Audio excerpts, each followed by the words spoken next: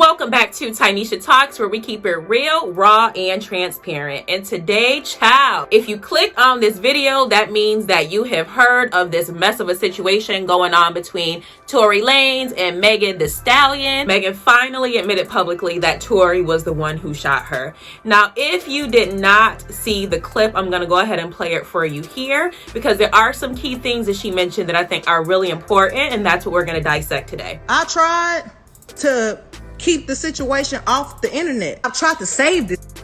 Even though he shot me, I tried to spare him.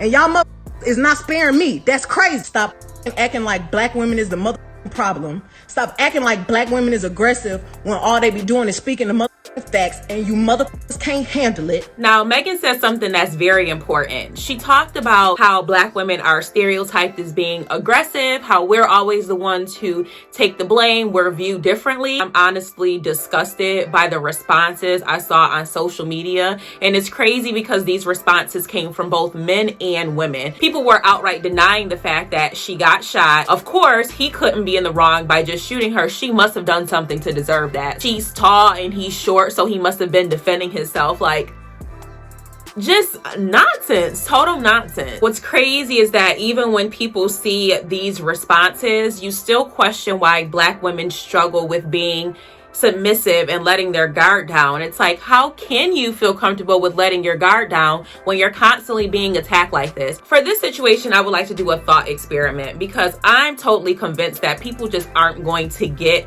what's wrong in this situation until they feel like it's applicable to them. Let's say that a black man gets into an altercation with a white woman. He decides that he doesn't want to argue anymore. He leaves, and as he's leaving, she shoots him. Or better yet, let's do an all too familiar example. Let's say a black man gets into an altercation with a cop. He flees for whatever reason. As he's trying to leave the situation, the cop shoots him.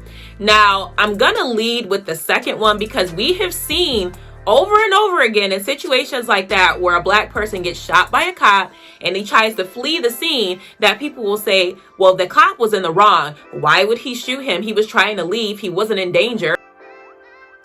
Do you not see the parallels between the two? So I'm saying this for a couple of reasons. One, to show how hypocritical people can be. But two, to show you that something is priming you to think this way about black women. When we side with black men in situations like the one that I discussed previously, it's because we know that there's a history of racism and police brutality that heavily impacts the black community.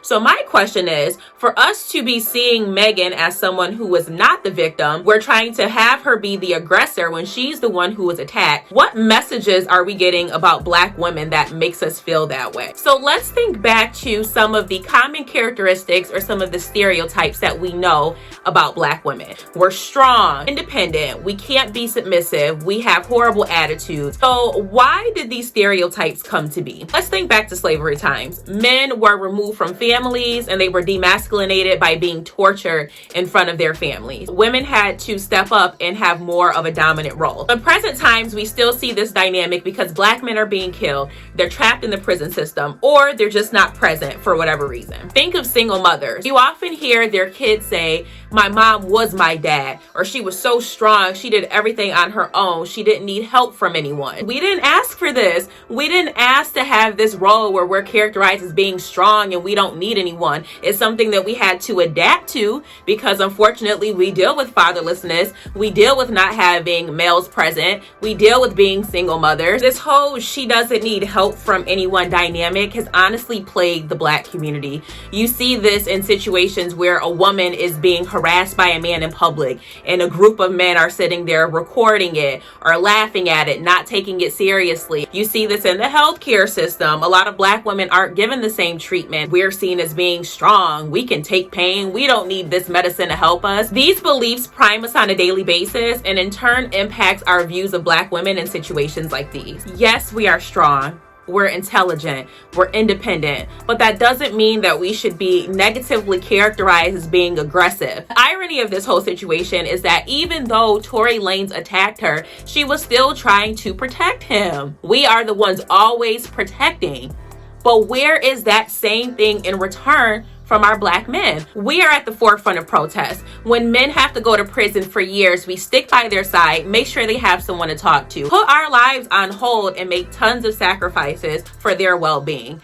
and I'm wondering why we can't get the same in return. I want to make it very clear that this video is not an attack on black men at all. Honestly, I'm disgusted by both men and women, and it's very sad to see how we have internalized this negative perception of black women, and it's showing by the endless posts that you're seeing on social media. This whole situation was made a joke from the beginning. No one took it seriously, and I really find it hard to believe that if Megan was not a black woman, that the response would have been the same. I really hope that this video opens dialogue, because I feel like the biggest disconnect in the black community is the fact that we can't communicate with one another without getting super defensive. Those are my thoughts on this whole situation. Meg, I hope that she can move on from this both mentally and physically, and I don't know if we'll ever get more information. I don't know if Tory will ever speak up, but I do believe that my thoughts will always be the same, because there is no justification for this man shooting this woman. So let me know what y'all think in the comments below. Do you feel that